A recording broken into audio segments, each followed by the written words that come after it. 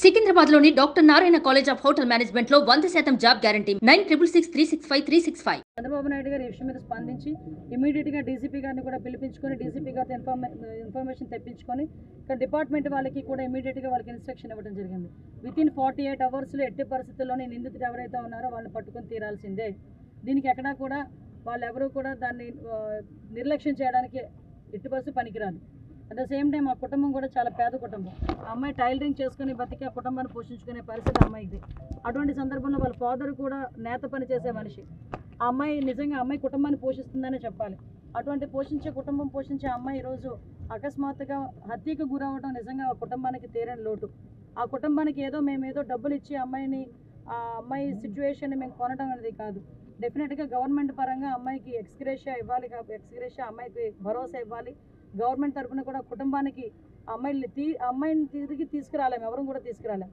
కానీ ఆ కుటుంబానికి ఎంతో కొంత గవర్నమెంట్ నుంచి భరోసా కావాలి కాబట్టి గౌరవ ముఖ్యమంత్రి గారు 10 లక్షల రూపాయలు ఎక్స్గ్రేషియా కూడా ప్రకటించడం జరిగింది. అది యాజ్ ఎల్ యాజ్ పాసిబుల్ ఆ కుటుంబానికి ఎమ్మెల్యే గారి చేతుల మీదుగా కూడా అది ఇవ్వడం జరుగుతుంది. ఇవన్నీ పక్కన పెట్టండి, కానీ ఒకటి మాత్రం చెప్తున్నా, ఈరోజు గాంజా ఎంత దారుణంగా సిచ్యువేషన్స్ ఉన్నాయంటే నేను హోమ్ మినిస్టర్గా ప్రమాణ స్వీకారం చేసిన తర్వాత ఇంకా బాధ్యతలు తీసుకోకుండానే గాంజా మీద మేము దృష్టి పెట్టడం జరిగింది. అక్కడ లోకేష్ గారు కానీ, పవన్ కళ్యాణ్ గారు కానీ, ముఖ్యంగా చంద్రబాబు నాయుడు గారు కానీ, సీఎం గారు కానీ అందరూ కూడా గాంజాని 80% నిర్మూలించాలన్న కాన్సెప్ట్ మీద ఉన్నాం. ఆ దురదృష్టకర సంఘటన ఏంటంటే ఈ రోజుకి కూడా నార్కోటిక్ సెల్ లేదు ఆంధ్రప్రదేశ్లో. లాస్ట్ 5 సంవత్సరాలు మరి ఏం చేశారో తెలియదు. పక్కనున్న హైదరాబాద్లో గాంజాయి తాలూకా సిచ్యువేషన్స్ అంటే అక్కడ డ్రగ్స్ గాంజాయి ఉన్నా ఇక్కడ ట్రాన్స్పోర్టేషన్ అంతా ఇది కానీ అక్కడే గంజాయి సరఫరా జరిగే పరిస్థితులు కానీ అక్కడ అంత లేకపోయినప్పటికీ కూడా పక్కన తెలంగాణలో నార్కోటిక్ సెల్ అని ఉంది. కానీ ఈ రోజుకి కూడా ఇక్కడ నార్కోటిక్ సెల్ లేదు. అంటే నార్కోటిక్ సెల్ లేకుండా ఎస్ఈబీకి చెప్పామని చెప్పి ప్రగల్భాలు పలికారు. ఎస్ఈబీలో ఎస్పెషల్లీ గంజాయి ఒకటే కాదు, మైన్స్కి సంబంధించి, శాండ్కి సంబంధించి, లిక్కర్కి సంబంధించి కూడా ఎస్ఈబీ వర్క్ చేస్తుంది. వాటిలో భాగంగా ఉంటే గంజాయి మీద వాళ్ళు దృష్టి పెడతారు తప్పించి ఎక్స్క్లూజివ్గా గంజాయి మీద దృష్టి పెట్టే పరిస్థితి అయితే మన లాస్ట్ గవర్నమెంట్ తీసుకోవాలి.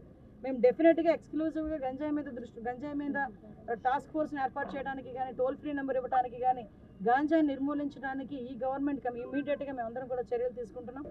అమ్మాయి బహిర్భూమికని అక్కడికి వెళ్ళిన తర్వాత అక్కడ మార్నింగ్ 5:45కి వెళ్ళిన అమ్మాయి ఇంకా రాలేదని చెప్పి తల్లిదండ్రులు వెతుకులాటలో ఆ అమ్మాయి నిర్జీవంగా పడుండటం, అది కూడా ఎలాంటి అచేతన స్థితిలో వాళ్ళు చూసారంటే ఏ తల్లిదండ్రులు కూడా చూడకూడని పరిస్థితుల్లో ఆ అమ్మాయిని అక్కడ ఐడెంటిఫై చేయడం జరిగింది. ఒంటి మీద నూలు పోగు కూడా లేకుండా అమ్మాయిని రేప్ చేసి చంపబడింది అన్నది ప్రాథమికంగా పోలీసులు కూడా ఇచ్చిన ఇన్ఫర్మేషన్. అమ్మాయి చంపబడిన తీరు కూడా చూస్తూ ఉంటే చాలా బ్రూటల్గా హత్య చేసిన సందర్భాన్ని కూడా మనందరం కూడా చూసాం. నిజంగా ఇలాంటి సంఘటనలు జరుగుతూ ఉంటే సభ్య సమాజంలో మనం ఉంటున్నామా లేకపోతే ఎక్కడైనా అటవీ ప్రాంతంలో ఉంటున్నామా అన్న విషయం అయితే మనకు ఒక్కొక్కసారి భయం అనిపిస్తుంది. అటవీ ప్రాంతాల్లో ఉన్న వాళ్ళైనా కనీసం నాగరికత తెలుసుకొని వాళ్ళు ప్రవర్తిస్తున్నారు తప్పించి ఇక్కడున్న చాలా మంది నాగరికత తెలిసిన వాళ్ళు కూడా గంజాయి మత్తులో, డ్రగ్స్ మత్తులో విచ్చలవిడిగా ప్రాణాలు కోల్పోతున్నా, ప్రాణాలు తీసిన విధానం కూడా ఇంత బ్రూటల్గా తయారైందంటే దీన్ని ఎక్కడ మనం అరికట్టాలన్న సంగతి ఆలోచించుకుంటే నిజంగా ఒక్కొక్కసారి భయం వేస్తుంది కూడా. ఎందుకంటే నేను ఏం చెప్తున్నానంటే లాస్ట్ 5 years గవర్నమెంట్లోని కూడా గంజాయి విచ్చలవిడితనం విపరీతంగా పెరిగిపోయింది. చాలామంది అమ్మాయిలు ఇదే రకంగా హత్యలు చేశారు, మానభంగాలు చేశారు, అత్యాచారాలు చేశారు, అన్నీ జరిగినాయి. ఇప్పుడు మళ్ళీ అదే విధంగా ఈరోజు చీరాల మండలంలో ఇక్కడ కూడా మనకి ఆ సంఘటన జరగడం అన్నది నిజంగా చాలా దురదృష్టకరం. ఆ అమ్మాయి వాళ్ళ పేరెంట్స్ దగ్గరికి కూడా మేము వెళ్తే ఆ అమ్మాయి వాళ్ళ పేరెంట్స్ కూడా చెప్పడం ఏంటంటే మా అమ్మాయి ఇప్పుడు కూడా ఎవరికి అనుమానాలు లేవు, మా అమ్మాయిని ఎవరిని ఏడిపించిన సంఘటనలు కూడా లేవు, మా అమ్మాయికి చాలా భయం అండి, వెళ్ళడం రావడం తప్పించి ఇంకా అమ్మాయికి వేరే తెలియదు అని చెప్పడం. అదే విషయాన్ని నేను ఎస్పీ గారితో నాకు అక్కడికి అసెంబ్లీ దగ్గర ఉండగానే నాకు తెలిసిన వెంటనే చంద్రబాబు నాయుడు గారు మన సీఎం గారికి తెలిసిన వెంటనే సీఎం గారు నాకు ఇన్స్ట్రక్షన్ ఇవ్వడం, మేము వెంటనే ఎస్పీ గారితో మళ్ళీ కలెక్టర్ గారితో కూడా ఈ విషయం గురించి క్లియర్ కట్గా ఇన్ఫర్మేషన్ తీసుకోవడం, అక్కడ నుంచి నేను వచ్చేలోపే మొత్తం ఇన్ఫర్మేషన్ తీసుకోవడం జరిగింది. అయితే ఇప్పుడే అమ్మాయి బాడీని కూడా మేము చూడటం జరిగింది.